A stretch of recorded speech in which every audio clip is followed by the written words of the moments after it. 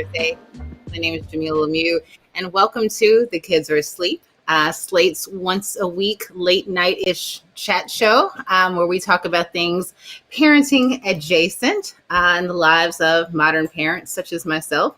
I am a mom to Naima, who is 7. These are her headphones. Obviously, I can take them off because I just realized that they're not actually connected. I don't know why they're not actually connecting. I can't find my own headphones tonight. I'm not saying there's a culprit, Naima, but I decided I would just try hers because I actually wore these to record Mom and Dad Are Fighting earlier this week, but they worked then. I don't know why they're not working now, but I may switch back over to them at some point. It's too bad. I was kind of enjoying the aesthetic value of having on children's headphones that also, in a strange way, remind me of Spike Lee's A Girl of 6. Well, it is Thursday, September 17th, and it has been a week in my life. I don't know what you guys are going through, but I am at capacity, okay? Emotionally, spiritually, in every way imaginable, I am at capacity. I know that is the tale for a whole lot of parents. I know it's a tale certainly for a whole lot of mamas and single mamas. And I know that it's also the case for a lot of people that are not raising children, just simply being present in this world, in this country in particular right now is quite the challenge. I should probably take these off. But of course, having children presents some unique challenges right about now. And before we get the show started, I just want to briefly say a word about the torturous scenario that is being a member of your child's second grade class, which is effectively what happens. We are not homeschooling parents. I have to admit that I myself used that phrase erroneously earlier in the pandemic to refer to what I was doing. And there were people who teach or who have taught, and I used to teach, but who would say that, no, what we're doing is, just simply babysitting or keeping an eye on the kids while the teachers are still doing the heavy lifting. And the teachers, thoughts and prayers, because you all are doing ridiculous work right now. And I say ridiculous because it is ridiculous. It's absurd that this isn't just a bye year and that we don't figure out some sort of way to keep children occupied and busy and safe and having childcare provisions for people who require it. But otherwise, kids like myself, whose parents are privileged enough to work from home, I just need the virtual equivalent of the substitute teacher coming in with the TV and the VCR on the rolling cart. That thing that happened and you knew that it was going to be a good afternoon. You weren't going to have to do any work. I just would rather do that for a year. They can be educational movies. Fuck it, whatever. We can watch Roots, Diary of Anne Frank, 2 movies that children in America obviously need to see because they don't know anything about slavery or the Holocaust. But I would rather do that than to try to keep up this charade of watching these people struggle to control the attention of these very small, wiggly people from inside of a screen. Watching these kids struggle to pay attention, to keep their stuff together. I know Naima is not the only child in her class who divides her time between 2 households. So imagine all that. I mean, this is a problem during the regular school year, but right now, everything is added stress. So leaving the little blocks that they use for counting or whatever, the things that we wouldn't have to have because they would be in the classroom. So this is making the back and forth thing harder. Kids are shouldering all of that. They're not getting to play with their friends. They're barely getting to interact with them in a fun way. It sucks. It's killing my soul.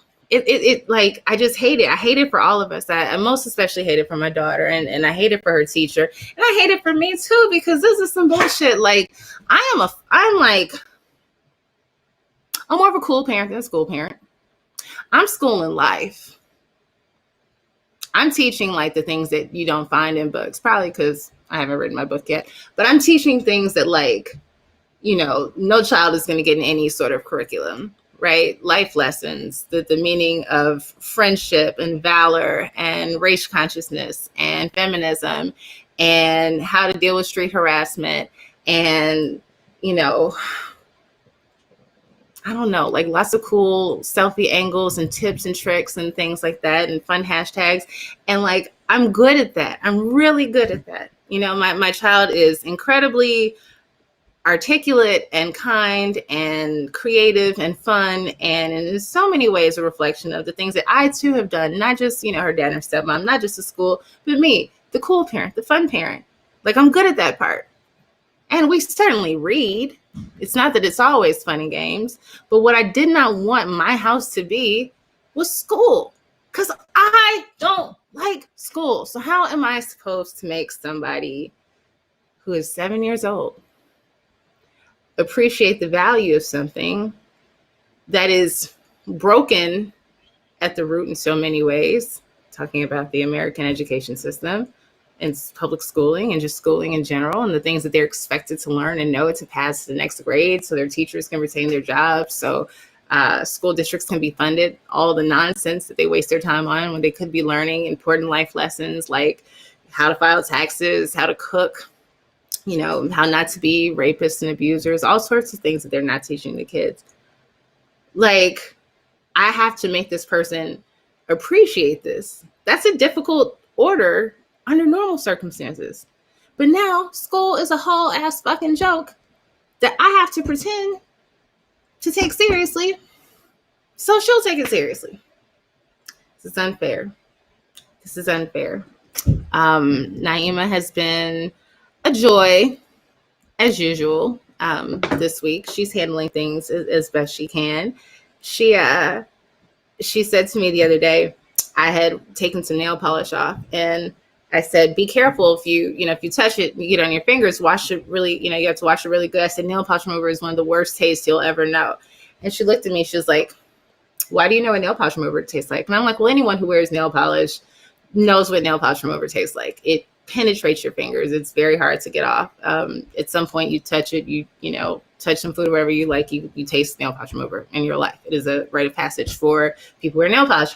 And so I told her, I said, but if it happens, and she says, that's okay. I don't need to know. I was like, no, I just want to be, she was like, no, because that's never going to happen to me. That's never going to happen to me. And I think of all the times that I said to my mother, that's never going to happen to me. I think of the ways that I'm the struggles that I'm having to show up for the school experience, and being engaged with her schooling in the way that I want to be. That was never going to happen to me. I would never be that parent. Being a single mother to begin with was definitely like at the top of the it's not going to happen to me, it can never happen to me list. I never considered a global pandemic happening to me, happening to us. But I will say that this moment represents a lot of, that's never going to happen to me. I'm never going to have to deal with that all at once. So many of our worst fears and challenges and struggles, it's one ball of struggle called 2020. You see, I'm holding the lighter like auntie on the block. Wow. With that, let's bring in our esteemed guest. A very good a very good friend of mine, somebody who I admire tremendously as a woman, as a mother and wife, as an activist, as a communications maven, and just as a Black woman. Kiara Pesante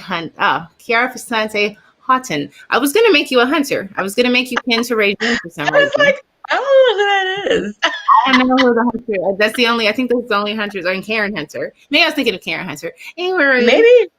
Hey, girl. Lashes, busting. I used to have lashes. Remember when I had lashes? I'm sorry. Do you not know the pandemic trick, honey? These are magnetic. This is not I've laid on a table and someone did them. This is a strip that I plopped on my face. Just for you. Thank you. And I have to try the magnetic strip because I tried it early, like when they first came out, like I got some and like they weren't terrible. It was a mess, yeah. And then I wore now all brands aren't great. It's like very particular ones that are good. Okay. Well, you had to tell me your secret because you look beautiful and gorgeous and so well put together. Remind me of how I used to be before coronavirus. It's a lie, okay? Oh, I did the best I could.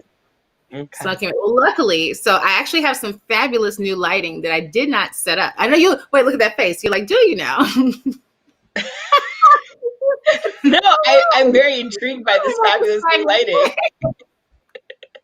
I do. I have some very fancy new lights, but I did not unpack them. Like they came this weekend, and I was going to unpack them for tonight. But like I am surrounded, if you can see, I'll tilt a little bit, by moving boxes and chaos because we are moving in the middle of a pandemic, which is not fun. I imagine not. So it's interesting always, like, you know, like, and your daughter is old enough to, Zora, for you to have experiences now. You have friends that for a significant amount of time you had a child and they did not, right? And now they have children, right? Like you have friends where like you're like, oh my God, how do you have an 18-month-old? How do you have like, so you're the mom, like you're the OG mom friend with some of your friends. Yeah, I am now. You are. You have a preschooler. I do. A whole, and the thing about Zora, as you are aware, but those watching who don't know, I don't have, you know how everyone thinks their child is exceedingly brilliant and special. And I'm not saying you should, not continue to believe that about your child. But my 2.5-year-old speaks in complete sentences and like thinks she's my peer, right? Speak in complete paragraphs because you don't speak in sentences. She's like, mommy, you're not listening. Like that, like and it's like the proper tenses and everything. And I'm like, can you spell listening while you're talking to me? Spell listening. So yeah. But yeah, preschool it's a thing. And well, I was gonna say what you were talking about earlier with, what parents are dealing with. One of the things that strikes me is I think that like this shit sucks for everybody. Like no matter whatever, how old or young your child is. I am firmly of the belief that I have the worst age to have been quarantined with because you have a person who is and everyone believes this, I know, but at that intense toddler age and curiosity and they're just feeling feelings for the first time and their brain is like moving so fast and they and like sensory all this new language. I can tell you so much more. Like here's all the stuff I'm trying to tell you. Right. And my child is very social. She loves being around other people, her height, her weight, about her age. She loves hugging. She loves, just doing all that. So then we were like, it was like one day in March, we picked her up from, the facility she used to like attend every day. And like, she just never saw any of those people ever again. And I didn't think about that really, like, because that was her daily routine. She knew her teachers' names. She can tell you right now all her friends, things about them, their favorite, like from then. We picked her up one day, did not see them anymore, and was like in the house all day with mommy and daddy, like frustrated as fuck. Like, right? So then she's like not getting, it wasn't even like, normally under normal circumstances, she was getting like mostly our best selves, right? Right, like I recognize my privilege in lots of ways, namely to have an exceedingly like supportive partner who we live together and we're together and we're in love. And like that's like I recognize like when you have someone else who can immediately tag in, that's a whole nother layer of like a thing that a lot of people do not have at this time. But even with that, right, like I think before this time, shout out to you and every other person who is doing that. I think she was getting wives that are doing that, though they do have a husband. No, mine is helpful, but yes, there are. We can talk about that. We should talk about that next. Wonderful. But it was like, she was mostly getting our best selves, like because right, like hard day at work, whatever, but like whenever you see your child every day, you're thrilled to see them, right? They're and then like at the end of between the end of a work day and a toddler's bedtime. Wait, hold on. Are you always thrilled to see them? But I'm saying on the scale of now that we know what the scale is, pandemic to like ordinary day. Yeah, like you see their cute smiling face, they're thrilled to see you, mommy, daddy. They run to you, jump in your arms, right? And you only really are doing like 2 hours a day, really, like the 30 minutes or an hour in the morning to get them ready and out the door. And at night, it's like home, dinner, bath, bed, right? Like basically. People don't talk about this, we spend so little time, or people don't talk about this often enough, or we don't name it. We spend so little time with our children when they're in school. So you go from that, right, to then not only being around them 24/7 at this, like I said, this intense age where they're just, I mean, they're so needy, they're so clingy, crawling all over you, jumping up and right, like everything, trying to break their neck. And you're like, we're not going to a hospital in a pandemic. Please don't jump off the top step, right, to the bottom step. No, you're not Princess Zora of Arendelle. The ice horse is not going to come get you. Like, right, like having to like have this daily negotiation. And then going from that to her kind of really seeing our worst all the time, like always seeing mommy and daddy stressed out, always seeing mommy and daddy frustrated, at our wits' end, exhausted, like falling asleep, right? Like barely making it, pulling through, an exorbitant amount of screen time, right? Like just like, girl,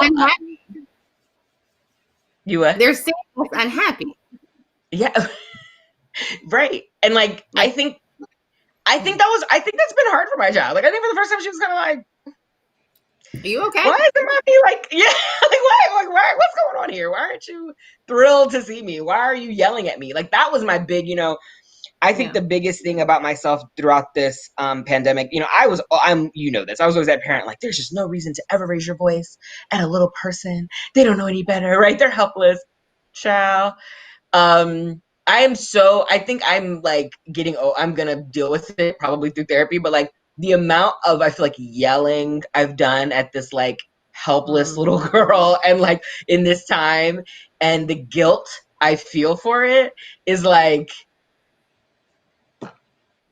it's tough, right? So like it's just, it's been a lot, but like I want to like say is like there's silver lining to the situation where like you fully now understand the extent to which you can stretch yourself or the extent or the depths at which your patience will go. I don't know if I really needed like a pandemic to tell me that. I was fine with my previous level of stretch and patience, but it has been a wild ride for sure. That's what I'll say. And then now, right, like as you know, I am one of the rare and few parents in America who has a safe in-person option to send my child back. So my child is physically in preschool now. So wait, and it's been let's stop, pause for a second, because I want to ask you, like, you gotta give speech, girl. We're gonna talk. We're talking. It's easy. Well, I wanted to talk about how bad I felt about that too, talking about guilt. But yes, let's talk. I said before you moved on to the next point, I was like, no, let's stay here for a second. That is the real thing. Can I have my popcorn while we're here? Yes, girl, you have your popcorn. I went and I chopped it up really quickly and hastily, but I've got my watermelon, got my Coke and rum and Coke Slurpee and rum. That's why I said watermelon was extra good this year, was it not? What was it? Was watermelon? I feel like it's extra good this year. And I've been getting it from the back of a truck. There's like a family. I think they have like 2 locations, like a family of like multi-generational family of Black men, like in the Manchester area. Yeah, like they got a watermelon truck. It's like I see Grandpa, Pop. Yeah, they're all super sweet. That's amazing. Anyway, so yeah, like the yelling, even when oh, good night, Garris. Thank you for watching. I'm reading the Facebook comments. That's something I've struggled to do in the past. I'm like, I do have to do it where I could be also paying attention. So Facebook, you can see your comments. If you have a question, please. But about that yelling thing, and like, Naima was once 2.5. You remember 2.5-year-old Naima? Oh, I do. I do. I think we had big fun with 2.5-year-old Naima on a number of occasions. I'm sure she might have been a little bit older than that, but I remember when I think it was that Planned Parenthood event in DC, you saw her lay down and have a tantrum and me to lay down with her, which was one of my strategies. Like I wouldn't kick and scream or yell, but if she laid out, I lay out too. So I have on this pretty dress. We both have on pretty dresses coming from a fancy brunch, and I was like, and it was the visual of me on the floor that would usually get her up. It was when she saw it was like, this don't look good. Ooh, come on, Mom, do that. Like, yeah, exactly. How you look right now. Little tip from a seasoned toddler mom.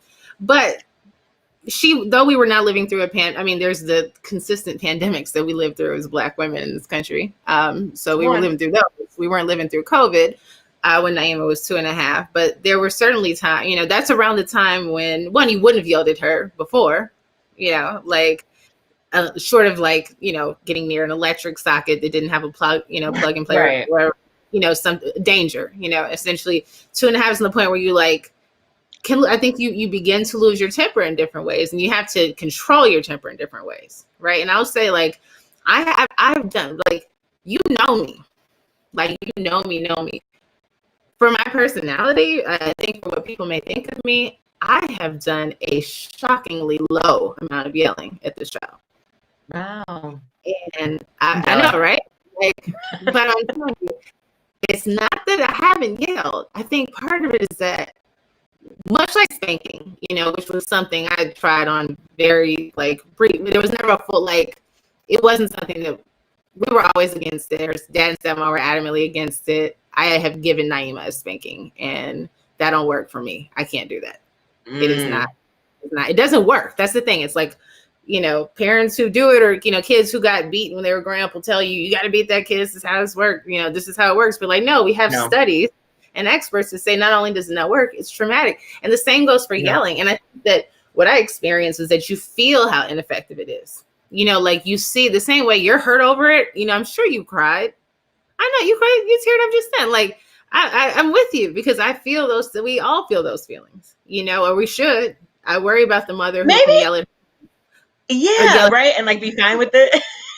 But maybe it's and I don't know if yelling is like the right word. That's how it feels to me, right? Because it's like the loudest I've ever talked to her, or the sternest I've ever talked to her.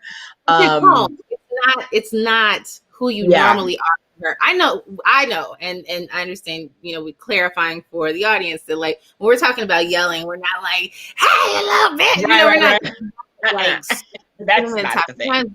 It's not that at all. But it's like, when you're shrill, when you sound frustrated, but it's like, okay, but I said, it's not good. It's not loving language, but it's natural, and it happens. And it's certainly, we had a moment right before the camera came on, like, literally, I have to apologize today before, you know what I mean? Like, because she dropped a plate of shrimp and pretzels all over.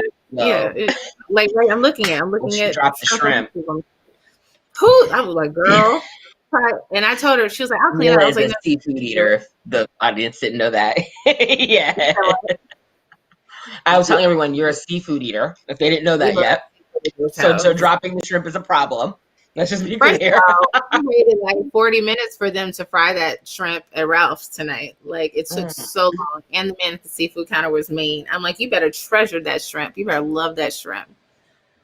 But the guilt, I want to give you a word of encouragement. I want to say, I know I don't get to see you all as much as I'd like to, and haven't seen you in a long time because of COVID. But from what I see, what I've seen in the past and what I'm seeing online, you are doing a phenomenal job with your brilliant baby girl. You know this. You have to give yourself some grace. We all think we're the worst. Every day, I'm like, I am the most garbage mom. Like, oh, wow, make another grilled cheese sandwich. Oh, okay, order takeout again. Girl. You're still in bed and she's out. Like, I got up and pulled. How many mornings I've gotten up and poured some cereal and went back to bed because I was just like, I can't. Yeah. But we're surviving some crazy stuff, and that doesn't excuse neglect or abuse, and people who are struggling with those things because they're having different challenges, mental health, etc. And so we're fortunate not to be in that, but like, we're not being the super moms we aspire to be, that we struggle to be as career women, right? And you a wife as well, and me belonging to the streets part time, like, not belonging to the streets, not the streets. Y'all belong to me. But we were living lives. We were living full lives. I want to hear about. I'm so curious to hear from you, because you are very social. You're involved in a lot of stuff. You have a lot of friends, a lot of things that you do for the community, and so much has gone online. We are definitely constantly connecting with people, to the point where I sometimes feel overwhelmed by the amount of time spending, conversation with other people throughout the day sometimes. Yeah. But it does not make up for the fact that all of these things we used to do have been stripped from us. How are you coping with that? So I think my answer is going to surprise you. Are you happy to have a break? Like quiet as it's kept. So wait. When it first started, so I think everyone knows, right? Spring and summer, busy times for a lot of especially personal life events, right? Usually showers, weddings, milestone birthdays that are on boats and shit, like bougie Black people like to do, right? And all of these things usually happen. usually happen in the spring and summer. Weddings, just a lot of stuff. And typically my schedule, there is something, three different things every day of every weekend. And that's just like you said, the voluntary stuff. When you add in the the community stuff that you mentioned, yeah, how I was a volunteer tutor in DC public schools, and how I'm an ambassador for the Greater DC Diaper Bank. Just all of these other things that I was doing, because I really love them and they bring me great joy. I was busy. I was busy. I was always doing something. And then you count, as mentorship is really important to me, and lifting up other Black women and plugging other Black women into opportunities. So if there's a 5-day work week. Let it go. We just let it go. Yeah. What happened? It broke? It fell, and I'm trying to readjust it, but no. Not back. Yeah, not like that. It needs to be facing you. I know. That's like. Aw. Okay, you keep talking. That's okay. So, I was and then you add into that, out of the 5-day week or whatever, work week, 3 of those days I'm having to meet with somebody for lunch or a drink or some advice, whatever. And so I was busy. So honestly, March, April, May, you would hop on the train and come to New York for my daughter's birthday parties. KP was Glenda the Good Witch. Several times. Yes. Glenda the Good Witch. Glenda the Good Witch. A performance of The Wiz at Naima's 3rd birthday party. An improv performance of The Wiz. That's a fact. I wasn't in the show, but I was at the New Edition birthday party. Mm-hmm. I was so annoyed to miss. Did I miss Black Panther? Did I miss Homecoming, or did I miss Black Panther? Yeah, because I was going to burst. Zora was due in April. And I was I don't want to be on the train and be having issues.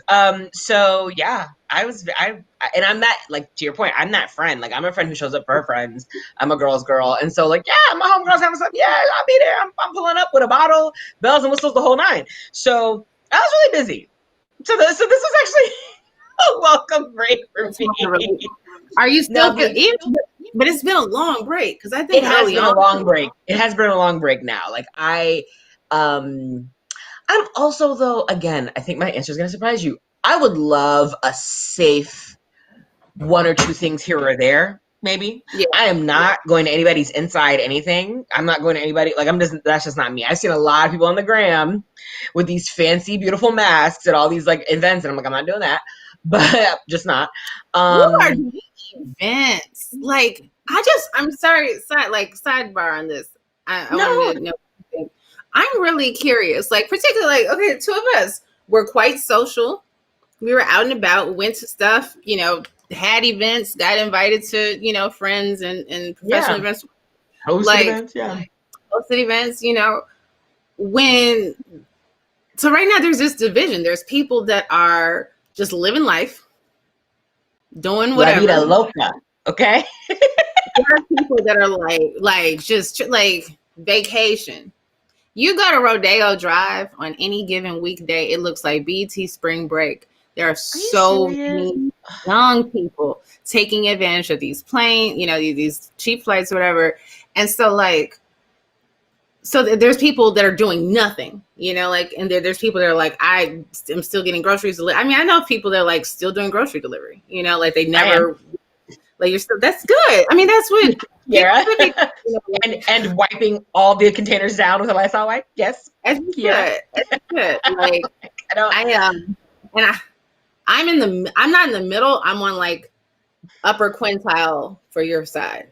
You know, I say I would still put myself in like the top 25-30%, you know, like my bubble includes like 2 other households, you know. Oh, right. I mean, it has to include Naeem's dad. So that, you know, Of like, course. That's and, part of your household.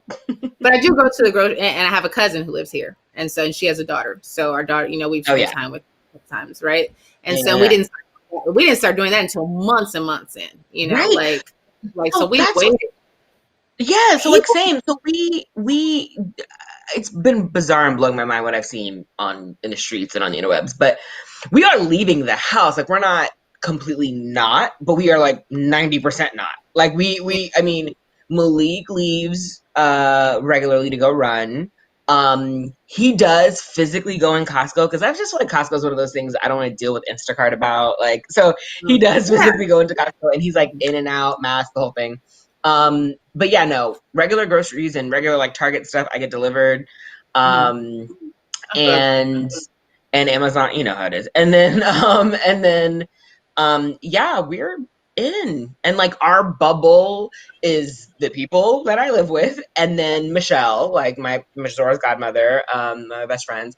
Her mom by extension, I guess, is in that bubble because they both live by themselves and they have seen each other like throughout the time because she's in she's in the suburbs. So she's like by extension in our bubble.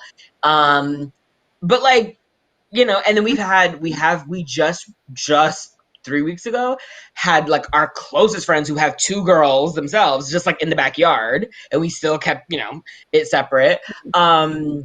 And then you probably saw we did end up driving down to Virginia Beach because so this is honestly, this has actually been harder for me than like any event, any social thing. I am a beach bum. I am a fucking like, I'm a person who, you know, those people who like go on vacation and they have a whole itinerary and shit. I don't do that. Like, I'm going on vacation to go to the beach, to be drunk, to be sleepy, to have good sex. That's what I do, like on vacation. So I have been really missing the beach. And as you know, we split a lot of our time between DC and Florida.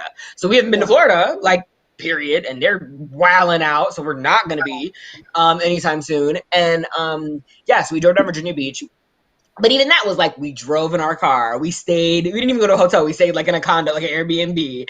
You know, I brought my Lysol can and my wipes and everything. You know, before we walked in, I was, you know, like the whole thing. And then we were outside.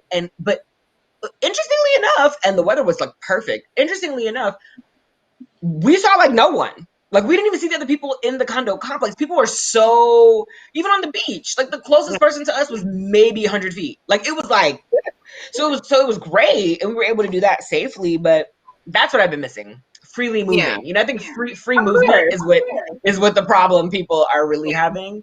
But all these little people. Yeah, I'm in the stores more than you. Like, that's the big big difference. Like Target. I order a lot of stuff online, but like I do go to Target. I went like 3 months, you know, like for a long time I was just not doing it. And then like when they reopened things here, I like gently started reintegrating just the stores. Like I'm dying to get one of those. You know, everybody's getting manicures and pedicures, and parking lots are on the street outside the nail shop now. They got it set up. I don't know. I mean, this is like everywhere. This is in the hood. This is in Beverly Hills. Like, well, I do get. So I will. I'm sorry. I must have lied. My bubble does include my. Let me see your damn nails. You do that too. So my nail tech. So I was. Remember, for the first few, I was on the Kiss press on ministry heavy because they had stiletto nails, they had coffin nails. Yeah. So I definitely was doing that at first. But my nail tech is an individual, not in a shop. She works for herself. She's licensed for herself, and an individual. So I literally go to her. She has like the, you know, acrylic wall up, and like we wear masks the whole time. Does that, and I'm out. So that is the one thing I do let myself have. But like, I still haven't even had my eyebrows done. This was just, I brushed this. My eyebrows haven't been done. My hair has not been trimmed. I still haven't done those things. Yeah. It's okay. Malik did get a hair. No, I think he's now semi-regularly getting his hair cut. But his salon is like, you heard me, salon. He don't go to no barber shop. He goes to like a salon. Yes. And so like they don't play that. And there's like no one person, like two people in at a time on opposite sides of the shop. No one can wait. They're very like, so so we're moving in the same way. There's still a big difference between us and the people that are doing everything. However, there's still a risk in those everything that we name. Everything that we name, there's a risk, right? Like, and if something were to happen while I was at Home Goods buying, a tablecloth, or you were getting your nails done, we would feel like some real assholes. So I don't want to pretend. I don't want to be too sanctimonious, but I'm not. But I do. But with that, we have given up nearly everything in our lives. I would say, like on the scale of like I call it the Fauci scale, right? When they do like the 1 through 10 of how dangerous these things are. I don't do 7 of them. Like, right? Like, I do not eat inside restaurants. I do not. There's just certain shit I'm not doing that other people I've seen doing. And I'm like, okay, good for you, girl. But I'm not doing it. Hold on. I'm like, okay? I don't want to choke to death on watermelon on IG, on Facebook Live. That would definitely be the terrorists have won. Don't say that. Do you need to gather yourself? Are you okay? Can you imagine? I'm fine. But can you imagine the horror? Yo, let me tell you what Zora would do if she was up. She's really into like patting people on the back now when she hears them cough. She could be anywhere. She could be down anywhere. She hears like a faint cough. You will hear like running little feet. And then she's, let me pat your back. Like, that is what she's doing now. I love that girl. FYI. I love that girl. Okay. I want to talk about Zora some more. But real quick, to get back to this pandemic thing, do you think that like once we get to our next normal, right? The new normal, whatever that looks like. You think there'll be like tension between people who like took an extended, like tapped out from the world and sacrificed to keep themselves and others safe, and people who didn't? Like, imagine, I think about like, especially with these super young people, like college kids or young adults working together. If you've got a loved one who's passed away from COVID and you're seeing your classmate, your neighbor, whoever, who's just been batting and bopping and going to, they were on Rodeo Drive waiting in line to get the Gucci store, and they were doing this and they were doing that. Like, I'm curious to see if this divides people in a real way. I think it's a really good question. Because I'm still speaking of us in the context of like normal people, not like anti-maskers, right? Like, there are people that are just like kind of recklessly, irresponsibly, either not taking it seriously, or they don't get it, or they don't know. I'm not talking about people that are like, this is a hoax and it's fake. Right. You know, like people who think they're being like safe and they're like just doing kind of everything. They put it on. I mean, so I think you may know this. So one of my dearest friends, who we first met in college, and I just love her so much. Her mother actually died from COVID. Was it April? God, this has been the longest decade. This year has been the longest decade. It was in April, and it was quick, and she wasn't much older. She was like in her mid 60s, and she didn't have, all of the myths about comorbidities, even though people don't understand how that works, and like the cause of death is still COVID. But anyway, like she like went in the hospital on like a Wednesday and was like gone on Sunday. Like, it was like real in the field. Like, and it just shocked them so much, because she was one of those, super grandma, super mom, super like everything, all in her children and grandchildren's life, like the whole thing. So it's really hard for them, and they're very like close-knit, intimate family. They also, their roots are in Louisiana. And so, as you are well aware, death is a different experience and celebration for folks who are from Louisiana. And so it was like, and they're that kind of family. Like, it's all the things. They're doing the whole thing. So it was in addition to this sudden shocking loss, and this was when everyone was still like, "Is this real? I don't really think this is real." Da, da, da. So this was happening when that was going on. They couldn't celebrate. Their mother died alone, right? Like they could not be with their mother when she died. They couldn't bury her like with like a funeral and a celebration. Like they couldn't do. So for them, it's like, and they're in Georgia. Her and her sister and their husbands live in Georgia, but their folks are like Alabama, and then of course like Chicago, like heavy, and then in Louisiana. And she's just like, I don't understand. Like, do people think my mom died? Like, dying was a joke? They think we were making it up? Like, I don't quite get it. So I hear from them already. Like, I can't rock with people like the way I used to. Like, and they're both very like social. Like, they're like people just. It's like it's a repeated slap in the face every time I see someone just being like, oh, it's not that deep and it's not real and we'll be fine, just put on your mask. And I have friends who've contracted COVID. Like I have friends in my very close friend circle, right, who've gotten COVID and they've recovered, thank God. But like last week, and friends yes, Hill had COVID, and friends who are like being super careful, like who like, yo, I cannot tell you where I got this shit because I was in the house. Like I don't even know, was it like a mailman? Well, like I can't even tell you where I got it because I was home. Like so, I really don't know. I hope it. I don't believe in division, right? But I think some people need a little bit of that energy. They need to be checked. Like, yo, this is not going to go away until we all decide that that's what we're going to do. And like you point to other countries, this is what really pisses me off because again, I like to travel to these places.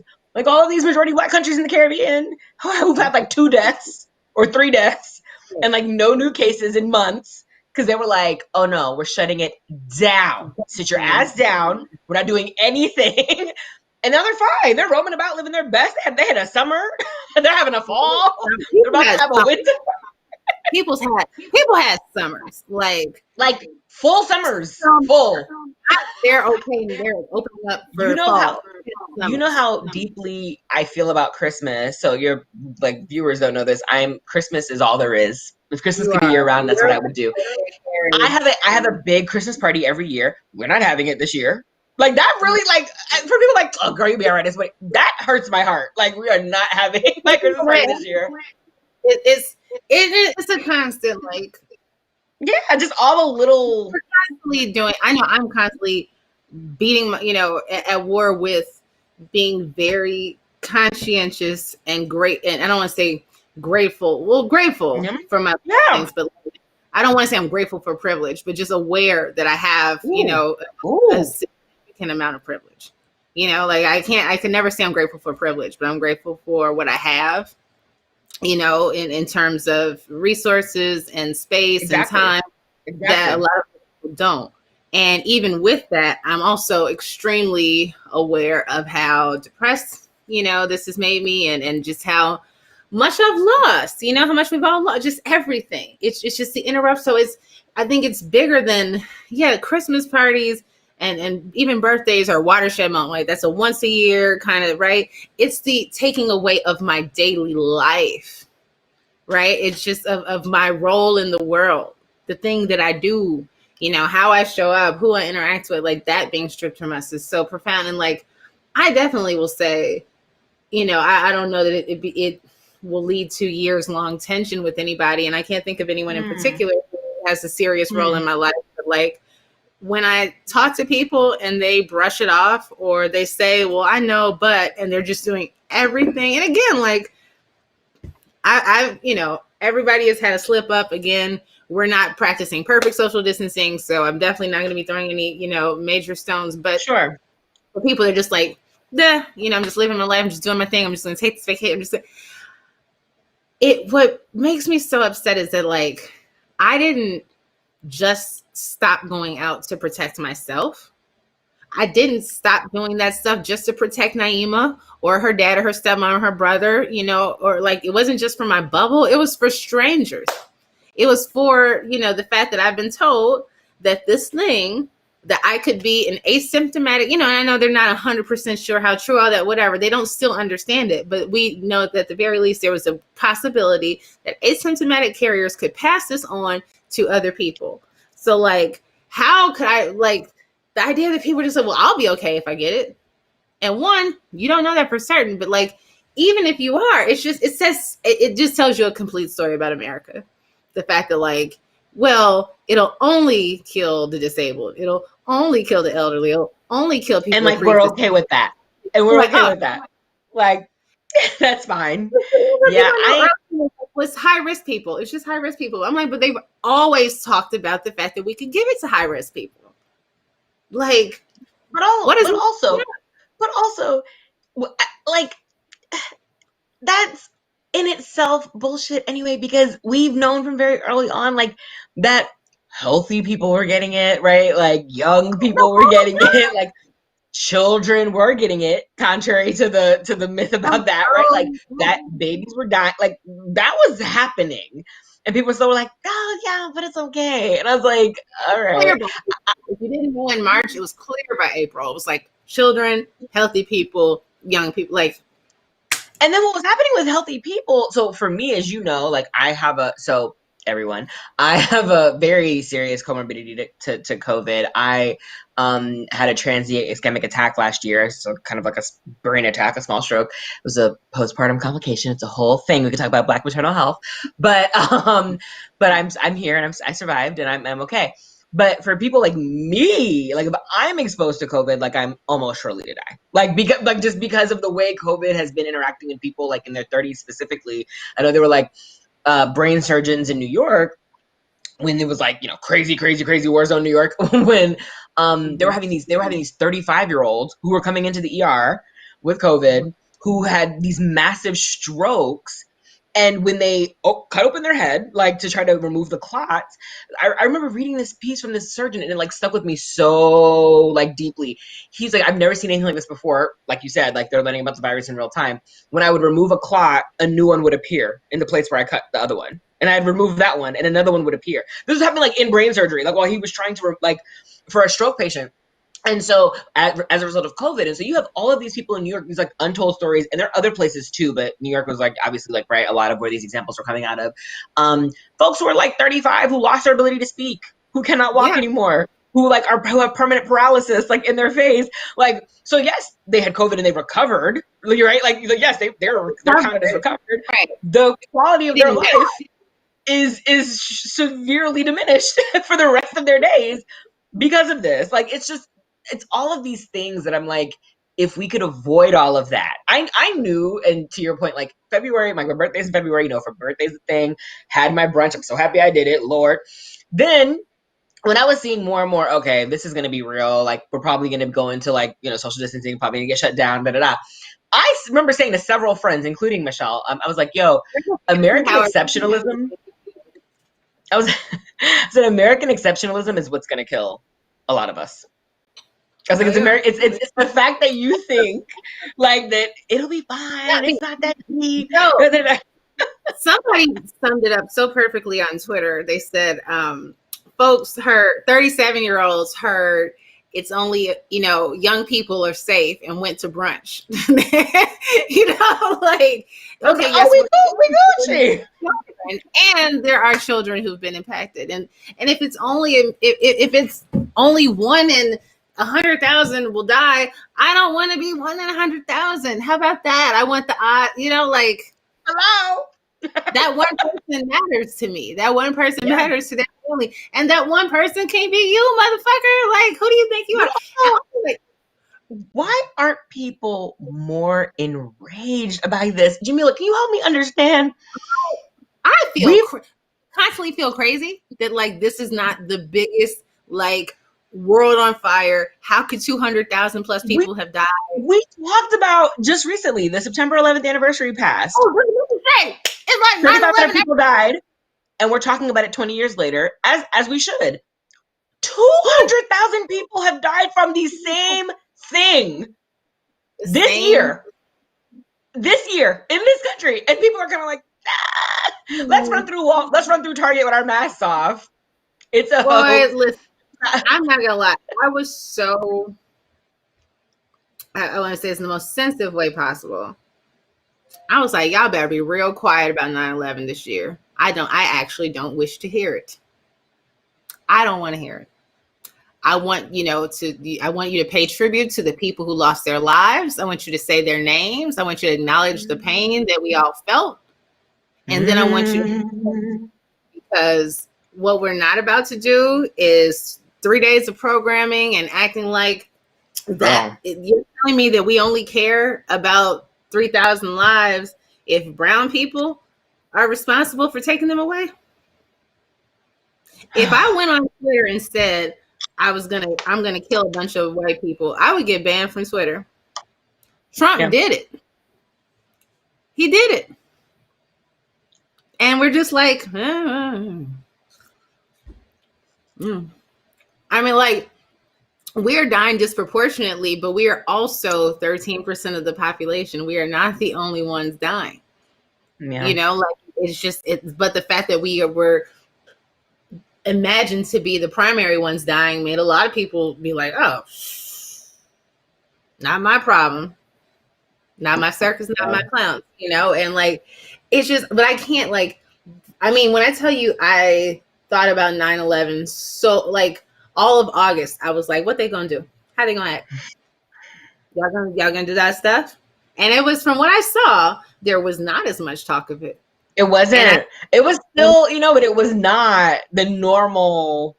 No, it's usually a whole re-traumatization, and you know, like, it's profound. It was one of the worst things to ever happen. Yeah, you know, in our lifetimes, you know, and I mean, on this soil, and most certainly in our lifetimes. But like, well, for criminal enterprise, the death toll has been the equivalent to 9/11, if more. And so it's just like, I remember the first day that happened, saying like, huh.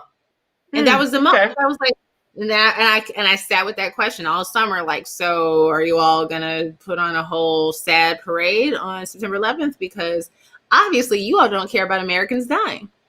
People don't care about Americans dying. Nobody cares. Nobody's coming to rescue us. No other country is coming to save us. I think that once, sadly, when our long national nightmare is over, and the criminal enterprise that is running this country at the moment is exposed for exactly what all of this was, I hope people get like angry about it all over again, and I hope that like something happens. But I honestly, I think the point is but this exactly. But this prolonged, I think this prolonged period of time of being home, and now that it's stretched into the school year, and that parents are like losing their minds, and women are leaving the workforce in droves because they're the ones who are having to like basically just full-time pay attention to Zoom or Zern or whatever, you know, whichever platform your city or your county or your district uses. It's but I think the effect it's having is it's just wearing people down, right? So like all the outrage and anger that people should be feeling, people are just worn down, and it's working, right? Like its intended effect was like, we are gonna make this so horrible that like and wear people out that they'll just be like, okay, I'm just glad it's over. Like they won't even be like, or they having the reaction they should have. Have to make it horrible. We just know that they won't. Our attention spans, like, we'll burn out. We'll be we'll be focused on something else. We'll be overwhelmed, and we're just so beaten down. Huh? No. Nothing. I said, yeah. I'm just thinking about that day when it happens. That day. Well, this went by so quickly. Before we go, there's a game that I like to play every week. And the name of that game every week. This week, we're going to call it, let me ask you something real quick. And so basically, my child, and I certainly would imagine that little Princess Zora, who, I just want to kiss her little cheeks so bad. I'm like, will I ever get to kiss her cheeks again? Like, these are the things that, like, I know I will see her again, but I'm just saying, like, and I don't think I probably have never kissed her cheeks, to be honest, because when rapid testing, yes, you have. I have photos. When rapid testing is available. Okay. Good. When they sell tests, this virus is going to be with us for a very long time. I think we'll get to the point, prayerfully, that like tests are available at like CVS, like pregnancy tests are, right? So like you can get a bunch of tests, keep them at your house, and when people come over, you're like, I want the plan let me. B. I want the I think that dude might have had a little COVID last night. No, ma'am. Okay, so let me ask them real quick. What are the So, rules?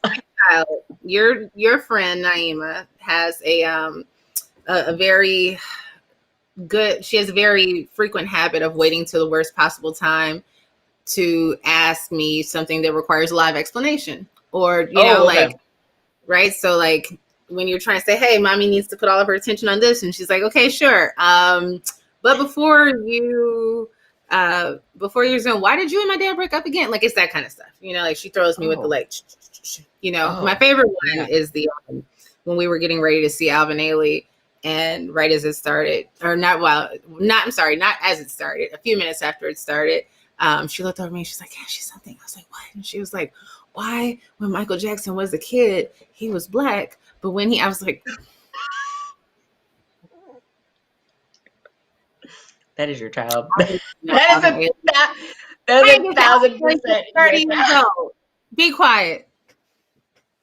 Spoil little thing, you darling person." She actually wanted to come on and say hi because you're going to be on. Maybe I'll allow her to peek her head out as we're closing. We're actually due to be over soon. So, you ready to play the game? I'm going to put 60 seconds on the. Oh gosh. I know this went by so quickly. And what am I doing though? What are you? So I'm going to ask you quick. I'm Zora. I'm a child. Asking you questions, and you're going to answer as many of these questions as you possibly can. You're right. I didn't actually explain the game. I was like, let me tell you this thing my daughter did. Well, anyway, moving right along. Sometimes we do 60 seconds. Sometimes we do 90 seconds. We'll do 60 seconds. You ready? Okay. Yes. All right. Hopefully. And go. Mommy, what is a star made of? I'm gonna use the Lion King answer. It's a ball of gas burning a million miles away. Gas? Who's gas? God's gas? Gas from the sky. Gas, like past gas, or car gas? Like past gas. Who passed gas? God. Did you pass gas or just God? Oh no, just God. Do the stars think like gas? Oh, I hope not. That wouldn't be fun because there's a lot of them. What happens if an astronaut passes gas in space? Will it become a star? Oh my, that is such a good question, Zora. I don't know. Maybe. This is how I talk to my child. With 5 seconds left, I'm just going to tap you out and say I am acknowledging and affirming the level of giving the fuck up that you have, where you've landed at this point in the pandemic. You're like, yeah, God told it, girl. It's crazy. Literally. The deepest question I get from Zora these days is like, why are you sad? And I'm like, girl, we don't have time for that. Okay? I can give the list. No, but yeah. You are in for, and when's Zora's birthday? April 12th. Okay. I was going to say the 11th. Little Aries. April Aries. Well, because you remember I was there on the 11th. Her behind did not come on the 11th. She came on the 12th. Aries are crazy names in Aries. And like, you are in for so many questions. You are in for like, and it's good. They're also super sensitive. I get a lot of back rubs and woo woo woo. And like, I put my hand on her lap sometimes. Sometimes I'm just like, take care of me, little girl. Just for like 90 seconds. Take care of me, little girl. 90 seconds. I just need you to like pat my head and But yeah, she's very affectionate. Yeah, no, Zora's always been super affectionate and cuddly. And Naima is too. Damn, something I want to say before we got out of here that she said to me that was super funny, but I forgot it just that quickly. And that's because I have been coping with the pandemic in my way, as you know. So I'm trying to keep myself sane together and all that stuff. You gotta do what you gotta do. If you could give another mother just one quick word of encouragement before we get out of here, somebody who's struggling as you are, as I am, as everyone we know is, to keep her head, his head, their head above water right about now. Hold on. Hey, come on and say hi. We finna wrap up. Here's y'all friend. Here's Naima Freedom. Watch the room. Hi, baby girl. Hi. Oh, Hi. Hi. Hi. So fake. Wait, I'm sorry. You act like she's being too shy to come over here. She's already picked up food. I see. There we go. I see her. You can't eat it. Why? Because you're. Because my thing hurts. What thing hurts? What? In my mouth. We've got a mysterious mouth pain that she. Zora has a mysterious mouth pain. She literally really. at first. My mouth. So what hurts? my mouth hurts. She told me about it. Like, it's 8:00 here. She told me about it at. I can't eat. Okay. The show's supposed to be over and we can talk about Okay. it. She told me about this at 6:00 and I asked her, why didn't you tell me? We've been together all day. Why didn't you tell me this morning? And she said, well, you know, I knew you were trying to get your day started. What did she say? I wanted to wait. I said I knew you were still gonna sleep. Well, since I woke up very early, so I went woke to up at like 5 or something. And you wanted that to was thoughtful. to sleep. That was very thoughtful, but I'm like, okay, so if you didn't tell me at 5, But I didn't feel it then. you said it's been hurting since then. No, it was hurting. Y'all see what we're doing with? No, I said it was hurting when I got to the couch, and you went back to sleep. Oh, I went back to sleep today. Yeah. So what about the and time? You got scared of me when I came in. Oh, you scared me. But like, what about? Okay, but that was at like 5 or 6 when I got up, and it was 8 something. I told. Why didn't you tell me then? I did. About your mouth? Yeah. Okay. Well, the show is called The Kids Are Asleep, so go and beat it with your little broke mouth. I'm just kidding. But we are wrapping up. So my phone died. You don't have a phone. She doesn't have a phone. You didn't hear that. Okay, She's everybody. Lying. Excuse me. So this is my mommy's phone. Don't you dare. If there was a piece of advice or word of encouragement I would give, it would just be that you're not alone. You're not alone. You're not alone. We're all here. We all suck. We are all struggling. This is my phone. That's my business phone. No, it's not. That's my business phone that I let you. Naima. You're an awful person. Like, who does this to a person? You're punishing me for I got a second line so I could get some peace this summer. Okay, I was like, the tablet is not doing enough. Take it, tick tock, and then you don't stop. I'm dying. Okay, that's why we have 2 phones, because I am not alone. I am part of the struggle. I am part of this group. My sister, thank you so much for being on the show. Thank you. I love you. Thank you for a lovely conversation. And doing a great job. She's not my sorority sister. Just please stop talking. Just stop talking, my love. Please. Okay. I'm gonna go. That's what she does. That, she told me she felt as soon as she woke up, but then she didn't tell me about it because I was asleep. Because it was 5 a.m. Okay. But it's all right. Also the fact that it's 8:00 at night and we've been together all day. So I'm going to hopefully get to the mystery of why we didn't talk about it in the other hours that we spent together, joined at the hip. So you guys keep your heads together. Naima's like, no, the show's over. I'm turning the TV on. Like, wow, I get no respect. Did she Oscars like play you off? She did the Oscars. You.